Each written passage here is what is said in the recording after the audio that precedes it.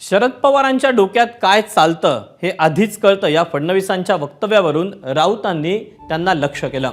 फडणवीसांना शरद पवारांच्या डोक्यातलं आधी कळण्यासाठी 100 जन्म घ्यावे लागतील अशी टीका राऊतांनी केली। त्यावर आता नितेश राणेंनी पलटवार करताना काय म्हटलंय आपण पाहूया।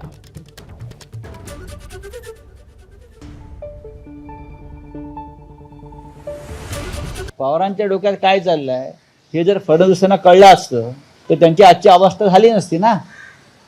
तुम्ही शरद पवारांच्या डोक्यात काय चाललंय हे तुम्हाला 100 जन्म कळणार नाही। 2019 साली सुद्धा पवारांच्या डोक्यात काय होतं हे फडणवीसांना कळलं नव्हतं, आमच्या डोक्यात काय होतं ते। पण झाले ना उद्धवजी मुख्यमंत्री। 2024ला हिम्मत असेल तर वेळेत निवडणुका घ्या, मग कोणाच्या डोक्यात काय आहे आणि डोक्यातून काय बाहेर येतं हे जेव्हा समजेल तेव्हा फडणवीसांचा मेंदू काम करायचा बंद होईल। शरद पवार साहेबांच्या डोक्यात डोकं समजून घेण्यासाठी फडणवीस साहेबांना म्हणे 100 जन्म घ्यायला लागतील। संजय राजाराम राऊतला सांगेन,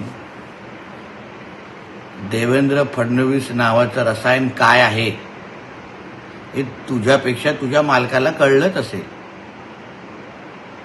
त्यांचा मेंदू नेमका कसा चालतो जर कधीतरी तुझ्या मालकाला एकट्यामध्ये विचार।